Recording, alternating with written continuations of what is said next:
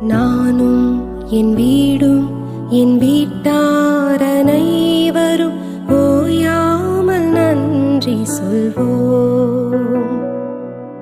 நானும் என் வீடும் என் வீட்டார் அனைவரும்